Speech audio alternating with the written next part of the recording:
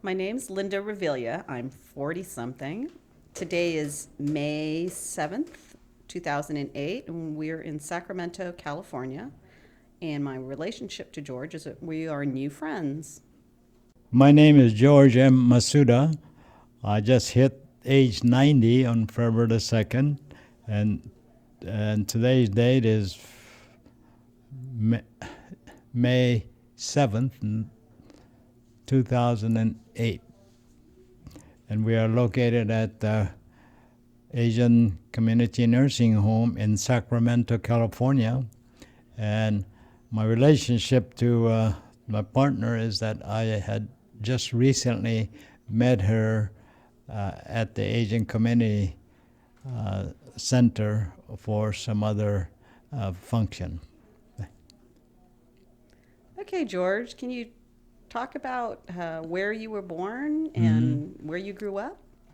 Well, I was one of the few natives around here, seems, because I was born in Elk Grove, and my folks moved to Sacramento when I was about second grade, so that'd be about, what, 6 or 7.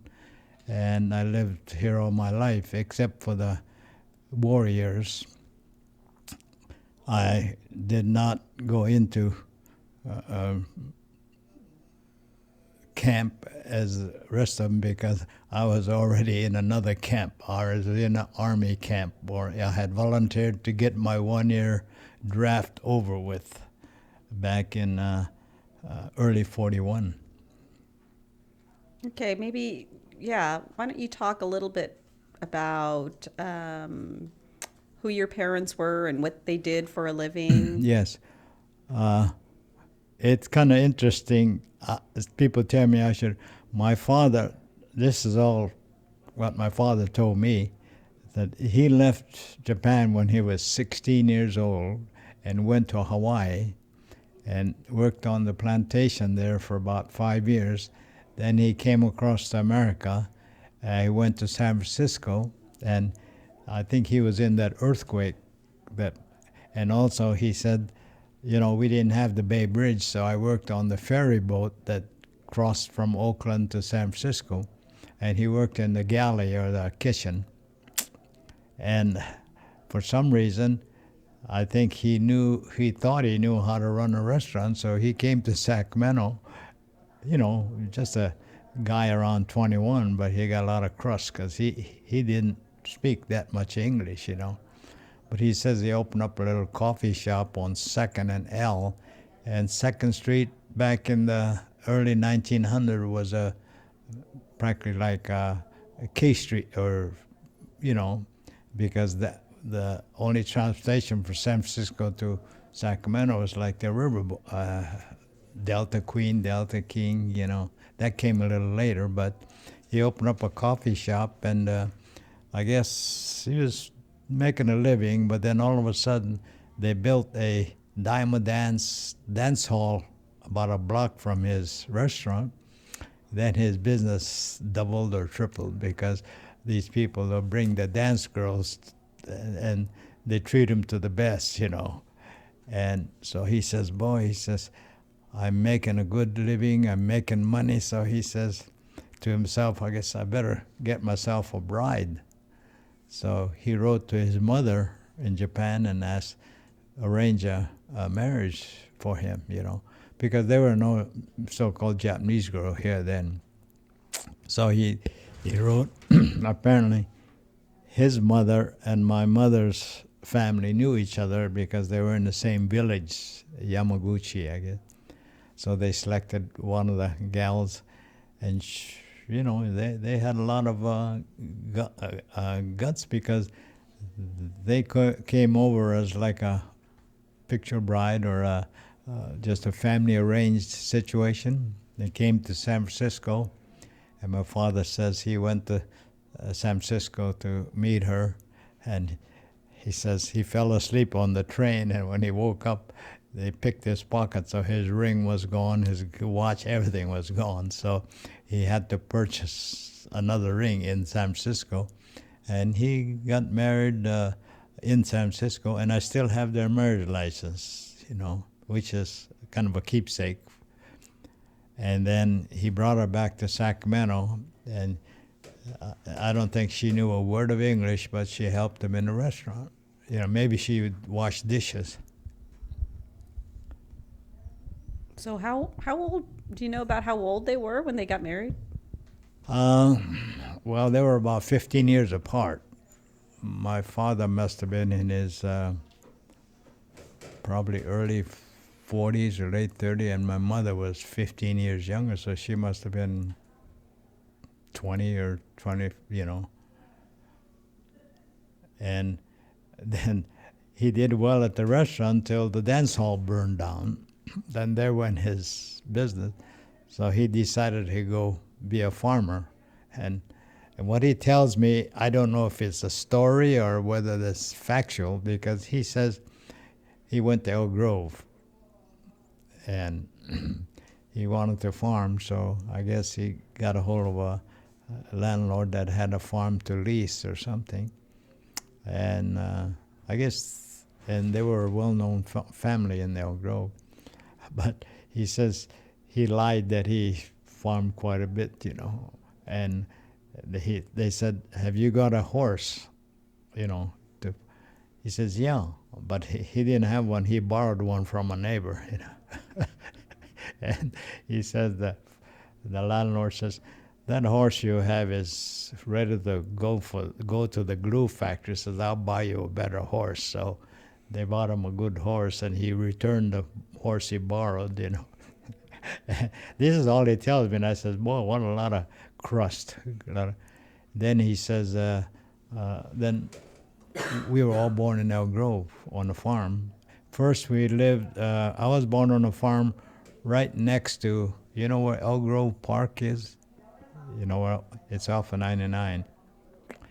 And then I think two of us were born then. He moved to another farm, little north of Elk Grove Boulevard, behind what's the old high school, you know. It's on the, I think that street was called Florin Perkins Road or something. And you had a farm there.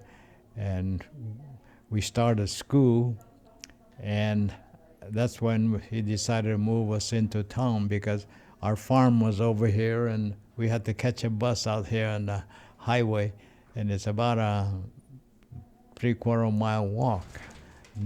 Spring and summer is fine, but wintertime, you know, we don't have paved roads those days, so we just have to trudge through mud and slush. And so my father says he decided he'd rather have the kids grow up in a city. So he packed up and came to Sacramento, and once again he thought he'd be open a restaurant, so he took over some restaurant somebody wanted to, sell out. So, so that's what he did, and that's how he raised us, you know. And we went to school in Sacramento, and coming back to my favorite foods, I says, I don't eat too much Japanese food because I didn't grow up. My mother's too busy helping in the restaurant, so she had no time to be cooking for the kids. So after school, we go to the restaurant, and the cook or the waitress says, "So what do you want to eat tonight, George?" And I said, "What do you got?" And he said, "Well, we got macaroni and cheese, or we got stew, or we got, oh, give me some spaghetti or macaroni and cheese, you know." And that's how we, at breakfast time, we go to the restaurant, we have toast, and we call it rolls, or, you know, sweets, but somehow we call them snails, you know. And you know, that's how we grew up. The breakfast, we go to the restaurant and eat whatever they have. We get milk. You know, we didn't drink coffee at the young days, milk mostly. And then lunchtime, we pack a lunch and go to school. Or we could walk home because we were about 7-8 blocks from the grade school. And then evening, of course, we go to the restaurant and eat whatever we want. They're right off the menu, you know. That's why I think one of the reasons I was in military service 4.5 years. I volunteered for a year, but it stretched to 4.5.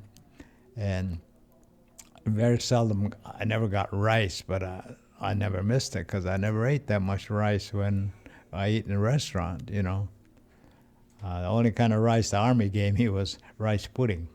But, you know, that's not the same as steamed rice. I eat some rice now, but I didn't particularly miss it at all. So then, then I went to school, what they call Lincoln School, which is now the Public Employee Retirement System, big, tall building on 4th and 6th on P Street. And then I went to Sacramento High School, and that was the only high school in town other than Christian Brothers. And the year after I graduated in 1937, McClatchy opened, that the second high school. Now you got high school practically in every community area, you know. And then I went to a little bit of junior college, but it was more after I got a job. And those days, you know, those young people, they're fortunate that their folks are pretty well set. Our young days, where the parents expect you to graduate high school and go to work, you know, help support the family, because I had 3 younger sisters. And so anyway, after high school, I worked for a grocery store, and we were, I think, one of the first ones to start a retail clerks union, you know. But it didn't make, well, we were making like $85 a month, but when the union came, the union salary was $25 a week, you know. So that's $100 a month. So we gained a little bit, but then we still had to pay union dues of so much a month. So, you know, joining the union didn't benefit us too much, you know. And then I quit that job and took a sales job, and I didn't care for it, so I quit that. Well, when I say sales, I worked for a coffee company, so we had a lot of trade in the grocery business. A lot of these restaurants downtown, K Street, you know, lower end. But then I knew them, so I thought, well, I could sell them a lot of coffee, you know. But it didn't work out too well, so I quit, and I was offered a job in Oakland. And so I went to Oakland. My father said, maybe it's good that you get out on your own and learn how to survive, you know. My mother, of course, wasn't too keen about her only son leaving town and leaving home. But I went to Oakland, and we only made $75 a month, but that included board and room. You know, if we didn't take the board and room, I think we could have got like $100, but hell, we couldn't survive on, you can't get a room and board for $25, you know. But we had a dormitory, and a bunch of us guys stayed there, and we ate in the mess hall. And then late 1940, the draft came. So we had to register. All able-bodied men between 18 and 21 had to register for the so-called draft. So I did. First thing I know, I passed the physical, and I get a rating of 1A, meaning you're physically fit. The only thing was what number you had, you know. I had a low number, so I know I was subject to call fairly early. And being a young guy in the early 20s, you know, I said, I can't do anything, because if the Army drafted me, it was the salary those days was $21 a month, you know. And from that, they deducted laundry $1.50 and insurance $6.50, you know. And then if you're broke, you could draw out canteen checks, you know. So by the time you did that, by the end of the month, payday came, maybe you got $5 across the table. But back in the 40 and 41, you know, $5 went a long way. And then, so I volunteered, and I went in service on July the 7th, 1941. I volunteered in April, but they said I'd go right away, but they didn't call me in April and May, so I went back to the draft board, and they says, yeah, we put you on for the next call, but then they informed us we furnished our quota for the fiscal year, which means end of June, you know. So sure enough, July 8th, they called me, so I went to what is now called Southside Park induction station. And it was a kind of a cursory medical checkup. They say, you know, bend over, bend your cheeks, and pick out a red yarn or a green yarn, you know, and can you hear this? And then pretty soon they says, well, you're physically fit. You're in. You stay out in that roped area outside, you know, you're in. I don't think my exam took half an hour, 45 minutes, you know. But so, and we couldn't go home those days. Now I think they give you about 10 days to go home and get things settled, you know. But we had to go, we had to take our toothbrush and things when we reported, see, so I did. I'm in, so we can't do anything. I stay in the roped area. And then about 5 o'clock that evening, they rounded us all up and put on a Greyhound bus, and they took us to a restaurant downtown, and it was called Hart's Cafeteria. It's not there now, but it was a big cafeteria, so, you know, we eat on the house now. I mean, we eat on the Army, you know, so you eat what you want. And then we got on the bus to SP Depot. It used to be a very busy train depot, you know. Now the building is there, but there's no train activity. So we went there, and then about 6:37 they put us on a Pullman, and we took off, and we went to City of Monterey next morning. We got up, we slept on the Pullman overnight. Then they had us pile out, and first thing you know, they march us into a big building and roll up your sleeves. Ouch, ouch. They give you all kinds of shot, you know, injection. And a lot of them got kind of ill from the effects of the, whatever they gave us, you know. And I got a little kind of feverish, but I was all right. Some of them got. And next morning, they didn't tell us how important it was going to be, but they marched us into a big hall, and they gave us a pamphlet. It was some kind of an examination, you know, to ask you a lot of questions and this, that. And some of the people, they didn't tell us how important that the score was going to be.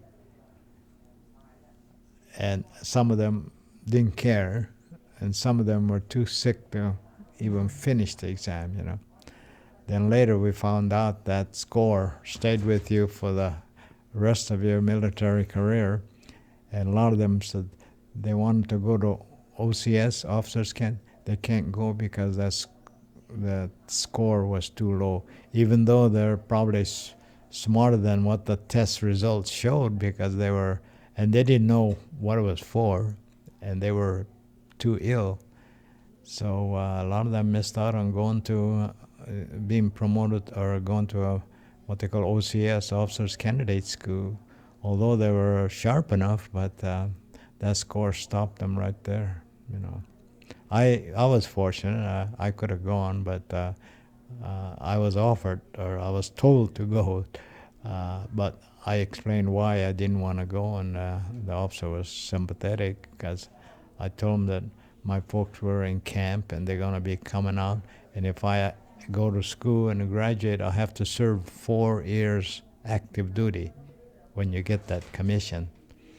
So I says, I can't see myself being 4 years.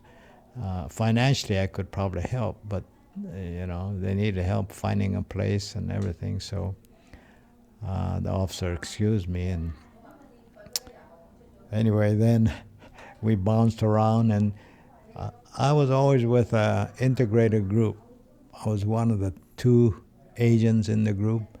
And when I first joined, the one in group was in Columbia, South Carolina, deep south. And the unit we joined was strictly a regular Army unit. We were the first draftees. And a lot of those Southerners never knew an Asian in their life because there were no Japanese or Chinese in North Carolina or South Carolina, except one guy said, "Oh, I knew one in my hometown. I think he was Chinese. He had a laundry in my hometown, but he didn't know him personally."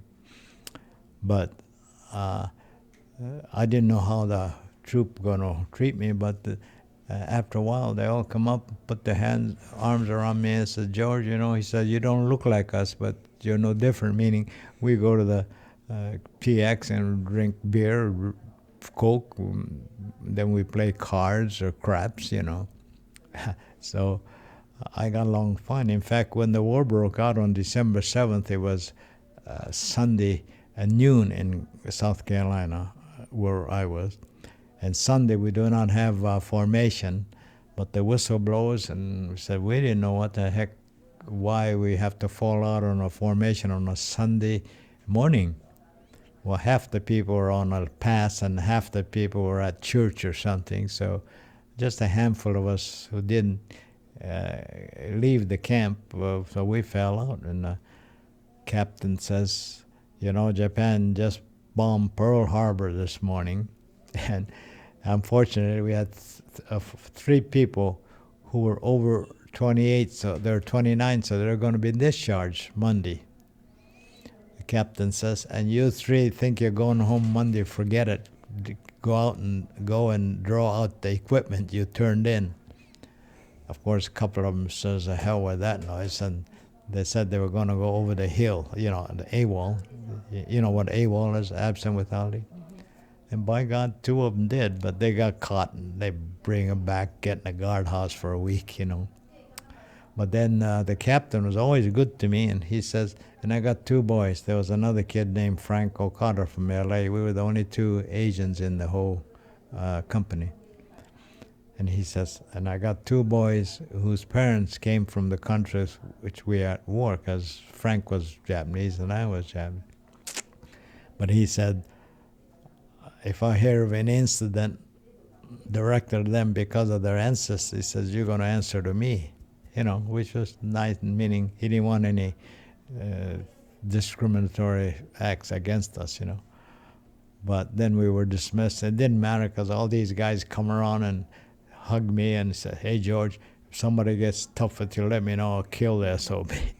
I'm a little guy and they're big bruisers, So we got along fine, and then I got onto a combat team, and we were sent to Charleston Harbor, and we guarded the harbor because by that time the German submarines were trying to land saboteurs along the coast, and we had to guard the harbor because we had Navy ships in there, everything.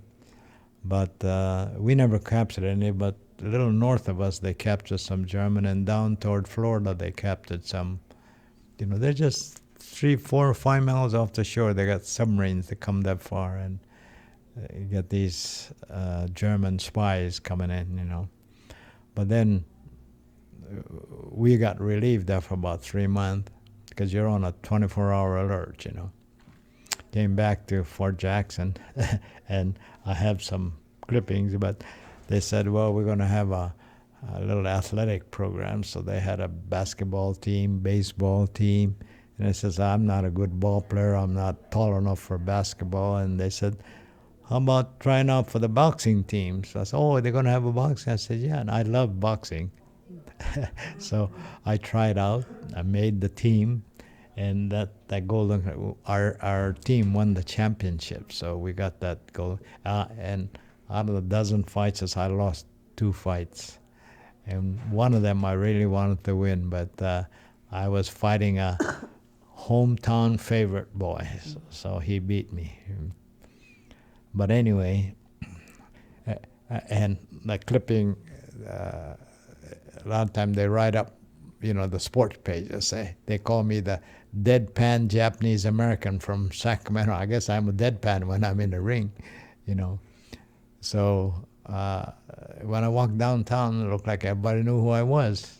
In fact, I used to feel flattered because a lot of them would come up to me and ask me, says, "What are you doing this weekend?" I said, "Why?" I said, "Well, we want you to come to our house for lunch, and then we have extra tickets to the football game, so you'd be our guest." And I get invited here, invited there. Then some guy who owned a chain of restaurant kind of adopted our boxing team as his favorite. He says, "You win your fight, you come to any restaurant, you get a free steak dinner." So every time we win, we run off to the restaurant and get a steak dinner for nothing. So it was so I got along fine until the 8th Division. Well, we came off of Carolina maneuvers and Tennessee maneuvers. Now they ordered the 8th Division to go to the California desert maneuvers down south. Well, by that time, West Coast was off limits to, 42, they had the evacuation. So even wearing uniform, we can't come to West Coast. So they all left us behind in Missouri where we were. And there must have been, I didn't realize it, but there must have been about 25 of us in the whole division, which is just a drop in a bucket. And then by then I was in personnel, so they put me in charge of the records, and I got sent to headquarters. And I was in charge of their payroll and furloughs and insurance and whatever. And it was pretty good because I get to rub elbows with the colonels and generals and the majors, because they're all up in headquarters. Were you in touch at all with your family who was still on the West Coast? Yeah, well, about the time when I was in service, about the time we got left behind at Missouri, that was 42 when the evacuation orders came out, and they were sent from here to assembly center called Walerga South. Then from there they were sent to Tule Lake, and then at Tule Lake I think they kind of segregate the potentially subversive from then. And my father always was proud of me, so he used to carry my letter showing that his son was in military service. And and by that time I was a buck sergeant. I was a corporal in 6 months, and 11 months I was a sergeant. And I said, "My God, at this rate I'll be a general," but it never happened. But anyway, he carried the letter around, and when they talk about your son, he's got this letter showing my return. But they stayed in Tule, and I think after a while they called it segregation, meaning those who were potentially subversive, they kept there, and the rest of them they were sent out. And my folks went to Topaz, Utah, and they were there for the duration of the war. And I was stationed in Missouri, so a couple of times I was able to take a furlough and go to Topaz, Utah, And being in uniform, I could travel with no problem. Only time I had a problem was I was in South Carolina. My folks were still in Sacramento before the evacuation. I was going to come on a furlough, and my captain went on his leave, and his replacement assistant wouldn't let me. He says, "Where are you going on your furlough?" I said, "I was going home." He said, "You can't go to California." I said, "Why not?" And he says, "There's an order out that no Asian soldiers even allowed in the West Coast." So I said, "Well," and then he said, "Why don't you go to Florida?" I said, "I don't know anybody in Florida." "Go to New York." "I don't know anybody in New York." "Chicago." "I don't know anybody in Chicago." So I said, if I can't go home, I said, I won't take my furlough. So he got kind of huffy and said, "Okay, it's up to you."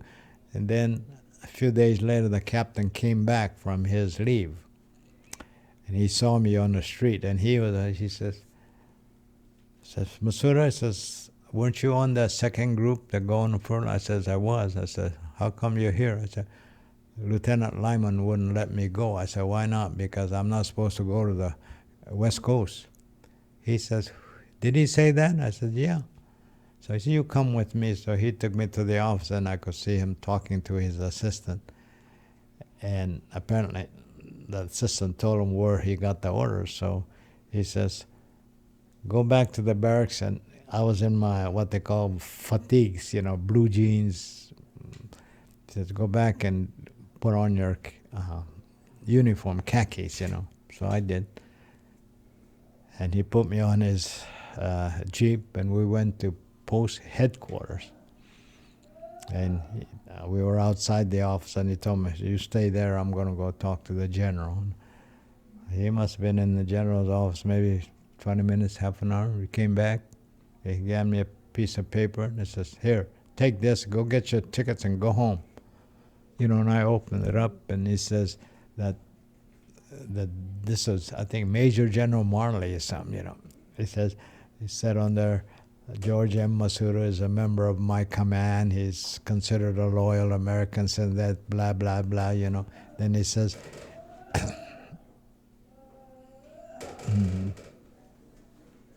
take a break? He said, 10 more minutes? Oh, okay. So anyway, I took the letter, and good thing, and he told me, go get your furlough. So, and then he says, we only get 10 days furlough, and it take me 3.5 days to 4 days to come back. So he said, but he told my sergeant before I left that, George is not going to have any time at home. So if he wires for extension, I'll give it to him. So my sergeant told me that. So, before that letter helped me because I got stopped in Phoenix, Arizona. MPs come on board and asked me if I was Chinese or Korean or Eskimo or Indian. He says, you're not Japanese. I said, yes, I am. He says, you got your furlough? I said, show him I didn't show him that letter, see what. Finally, they were discussing. So, I said, maybe this will help. So I showed them the letter. And they read it. They looked at each other, and so they gave it back and they walked off. So I got into California. But, so I stayed home, I think about 3-4 days. And I wired in for extension, and I got it right away, But, so the time that you went to Topaz to visit your family, what did you think about the internment camp? what did I do? What did you think about it when you got there, when you saw it? Only thing I could think of was if they're in camp, at least they're safe. They don't worry about somebody hurting them or where am I going to get my next food, because they got fed 3 times. They got a housing, which wasn't much of a accommodation, but hell, it's better than out in the open, So I figured, well, they're there. They were fed 3 times. They had medical facilities, and they had no older people. They didn't get any assignment, So they had free time to roam and visit. Younger one all had kind of clerical work, or they worked in a kitchen, or they worked on the so-called coal detail where they had to haul coal to the barracks to keep warm, So it was like, I guess, being in the army, barracks. But so being in the camp, I knew that they'd be taken care of. So at least it was off of my mind, Of course, they worried about me too, especially if I, my time up. So when were you sent overseas? I didn't go till pretty late because we got kept in that Japanese group. Then little by little they took 5 and sent them to Mississippi, 5 to what they call MIS, the military intelligence in Minnesota. And I couldn't pass the Japanese test, so I don't qualify for MIS. But I tried to go to the 100th training group, but they turned me down. My unit turned me down. I said, how come? I said, well, you're doing a good job here, so we don't want to let you go. I was in charge of the personnel section, So, but I didn't mind the job, but I said, all my friends are being reassigned, and it's finally got to be, 4 or 5 of us left. All the others were reassigned. I told the major, I said, "Sir," says, "I know I did a good job for you guys, but," I says, "now you don't need me because most of the Japanese Americans are reassigned." And says, "I'm one of the few left here." And so I said, "Can you put me on the next transfer order?" Says, "Okay." Of course, you never know where it's going to be. So it finally came, and they said I was transferred. I says, "That's good. Where am I going?" "Fort Lewis, Washington." I said, "I can't go to the West Coast." You know, Fort Lewis, Washington, Oregon, and California was off limit. But he says, "Well, you're on it." I says, "I guess so." So I packed up and I went to Fort Lewis, Washington. Fort Lewis, Washington. And they lost me for about 4 or 5 days because apparently the local record couldn't find it. And I said, "I know I brought it because I brought it." But then they found out later it was out of file because the colonel in headquarters had my record in his basket. He was looking at my background because he was looking for experienced personnel person, you know. So no wonder it was out of the alpha file, you know. Finally, they said, "No, you're all right." But then a couple of days later, they said, "Pack up, you're leaving." They wouldn't tell me, but I went across the street on a Jeep, and they told me, "You've been selected." This is the word. I said, "Selected for what?" He says, "You've been selected to go to El Paso, Texas." I said, "That's a hell of a selection." He said, "What's in El Paso?" I said, "Well, there's a William Beaumont General Hospital. That's a school for all medical technician training." And so I said, "You've been selected to attend the pharmacy school." You know, so I went to El Paso, and 12 weeks we studied. And at the graduation ceremony, I still got the program. It shows best student award. You know, I got it for pharmacy, and then there was an X-ray, dental technician, sanitation technician, all the technicians. So I went back to Fort Lewis, and they assigned me to a hospital. And then a hospital, where would they go? Camp Shelby. And that's where all the 100th and the 4-4 training was. So I went over there and visited a lot of my friends, you know, and I thought maybe they're going to dump me off there, but no. We were supposed to go to Europe. They got canceled. The next one, we went to Fort Lawton, Seattle, Washington. I said, "I can't go to the West Coast." But they sent me. I go with the unit. And the colonel called me in the first. He said, "You know, I'm not supposed to take you." I says, "Why?" He said, "Well, here's a War Department." He says, "It's for your safety," he tells me. And I says, "What do you mean?" He says, "They're afraid if you get captured, you might get tortured." And I told the colonel, I says, "How about you? So if they capture you, you might get tortured, but that's not going to stop them from sending you." He says, "That's true." He says, "I want to take you because you get along with everybody." And he says, "I want to go too because I train with you." But he says, "I don't know what I could do, but I'll try," you know. So that's all he said. Excuse me. 2 days later, we're boarding the ship. My name is called, so I went up the gangplank with a duffel bag, and I kept. Then about 5, 6 o'clock at night, we had anchors away. You know, the ship's starting to pull on the harbor, and I keep looking around, so when they're gonna send a launch or something to take me off the ship, you know. But no, I stayed on and ended up in the Pacific. I served in the Mariana Islands on Tinian, and we're medics, so we cannot carry arms. And we had helmet with Red Cross. We had to take that off because there was a target for snipers. You know, and here I'm walking with my Caucasian friend because that island was still full of Japanese soldiers in the caves, you know. And I look like one of them, see. But I wasn't shot. I didn't shoot anybody, although I saw a lot of kids that we were hospital, so I saw a lot of kids that no legs, no arms, you know. It makes you cry. But as I say, I got all the medals, but fortunately I didn't get any Purple Heart. Nobody shot me. I didn't have to shoot anybody else. And then I volunteered for Japan occupation because they needed a pharmacist to go. And the reason I volunteered is because I said, if I go home now, where the hell am I going to go? I'm going to go to Topaz, you know, one of those internment camp. I said, that's no place to go home. So Okay, so I told the sergeant, says, I'll volunteer for that. So that's how I got on the shipping list for Japan, you know. Then I was there 5.5 months when my name came up for discharge. So that was December of 45. Then my folks were coming out of camp, so I timed it and came to Sacramento and helped them get settled. We had a hard time finding a accommodation because some people won't lend it to us, won't even sell it to us. Yeah.